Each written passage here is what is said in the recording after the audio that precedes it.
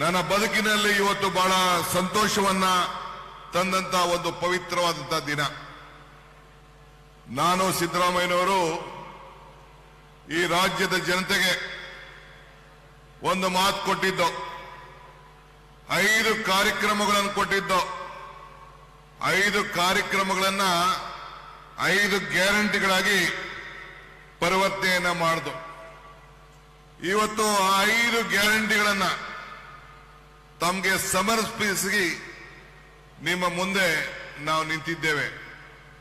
ಪುರಂದರದಾಸರು ಒಂದ್ ಕಡೆ ಒಂದು ಮಾತು ಹೇಳ್ತಾರೆ, ಇದು ಭಾಗ್ಯ ಇದು ಭಾಗ್ಯ ಇದು ಭಾಗ್ಯವಯ್ಯ, ಪದುಮನಾಭನ ಪಾದ ಭಜನೆ ಪರಮ ಸುಖವಯ್ಯ ಅಂತೇಳಿ.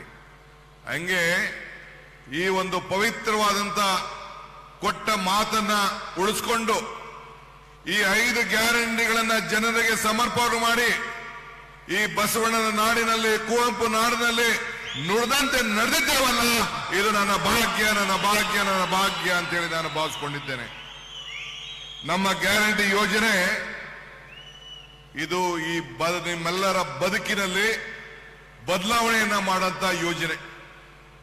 ಬರೀ ನಿಮ್ಮ ಹಣಕ್ಕೆ ಜೋಬನ ತುಂಬಬೇಕು ಅಂತಲ್ಲ, ನಿಮ್ಗೆ ಆರ್ಥಿಕವಾದಂತ ಶಕ್ತಿ ಕೊಡಬೇಕು, ಸಾಮಾಜಿಕವಾದಂತ ಶಕ್ತಿ ಕೊಡಬೇಕು, ನಿಮ್ಮೆಲ್ಲ ಕುಟುಂಬದಲ್ಲೂ ಕೂಡ ಆತ್ಮಧೈರ್ಯವನ್ನು ತುಂಬಬೇಕು.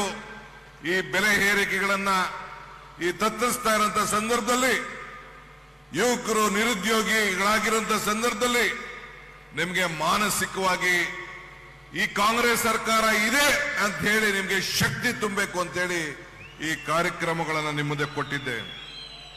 ದೇವರು ವರನೂ ಕೊಡುವುದಿಲ್ಲ, ಶಾಪನೂ ಕೊಡುವುದಿಲ್ಲ, ಅವಕಾಶ ಮಾತ್ರ ಕೊಡ್ತಾನೆ. ಆದರೆ ದೇವರು ನಮಗೆ ಕೊಟ್ಟಿರುವಂತ 2 ಆಯ್ಕೆ, ಒಂದು ಕೊಟ್ಟು ಹೋಗ್ಬೇಕು, ಇನ್ನೊಂದು ಬಿಟ್ಟು ಹೋಗ್ಬೇಕು. ಹಂಗೆ ಇವತ್ತು ನಮ್ಮ ಸರ್ಕಾರ ಇಡೀ ದೇಶಕ್ಕೆ ಒಂದು ಮಾದರಿಯಾಗಿ ನುಡಿದಂತೆ ನಡ್ಕೊಂಡು ಇವತ್ತು ನಾವು ಈ ಕೆಲಸವನ್ನ ನಾವು ಮಾಡಿಕೊಂಡು ನಾವು ಬಂದಿದ್ದೇವೆ. ಬಂಧುಗಳೇ, ತಮ್ಗೆ ಹೇಳೋದಿಷ್ಟೇ, ಬಹುಶಃ ನಮ್ಮ ಶರಣಪ್ರಕಾಶ್ ಪಾಟೀಲ್ ರವರು, ಮಧುರವರು ಅನೇಕ ವಿಚಾರಗಳನ್ನ ನಿಮ್ಮ ಹತ್ರ ಹಂಚ್ಕೊಂಡ್ರು. ಈ ಯೋಜನೆ ನಾನು ನಿಮ್ಗೆ ಹೇಳೋದಿಷ್ಟೇ, ಒಂದು ಮಾತನ್ನ ನಮ್ಮ ರಾಘವೇಂದ್ರ ಅವರು ಕೂಡ ಮಾತಾಡಿದ್ರು. ಈ ಯುವ ನಿಧಿಯ ಕಾರ್ಯಕ್ರಮ ನಿಮ್ಗೆ ಬರೀ ಒಂದು ಉದ್ಯೋಗ ಕೊಡಬೇಕು ಅಂತ ಅಲ್ಲ. ಈ ಕಾರ್ಯಕ್ರಮ ಅವರು ಮೊಹಮ್ಮದ್ ಯೂನಸ್ ಹೇಳಿದಂತ ಮಾತನ್ನ ಅವರು ಹೇಳಿದ್ರು, if you feed a fish it is for a day, if you teach him fishing it is for his life ಅಂತ. ಹಂಗೆ ನಾವು ಈ ಯುವ ನಿಧಿಯ ಕಾರ್ಯಕ್ರಮದ ಮುಖಾಂತರ ನಾನು ಏನು ವೈಯಕ್ತಿಕವಾಗಿ ಹೇಳಲಿಕ್ಕೆ ಬಯಸ್ತೀನಿ ಅಂದ್ರೆ, ಬರೀ ಉದ್ಯೋಗವನ್ನ ಸೃಷ್ಟಿ ಮಾಡ್ಕೊಳ್ಳಿಕ್ಕೆ ತಾವು ಚಿಂತೆ ಮಾಡಕ್ ಹೋಗ್ಬೇಡಿ. ನೀವು 10 ಜನಕ್ಕೆ ಉದ್ಯೋಗಿಗಳನ್ನ ನೀವು ಕೊಡುವಂತ ಒಂದು ಆಲೋಚನೆಯನ್ನ ತಾವು ಮಾಡಬೇಕು. ನಿಮ್ಮ ಕೆಳಗಡೆ 10 ಜನ ಯುವಕರಿಗೆ ಉದ್ಯೋಗವನ್ನು ಕೊಟ್ಟಾಗ ಮಾತ್ರ ಈ ನಮ್ಮ ಕಾರ್ಯಕ್ರಮಕ್ಕೆ ಹೆಚ್ಚಿಗೆ ಶಕ್ತಿ ಬಂದ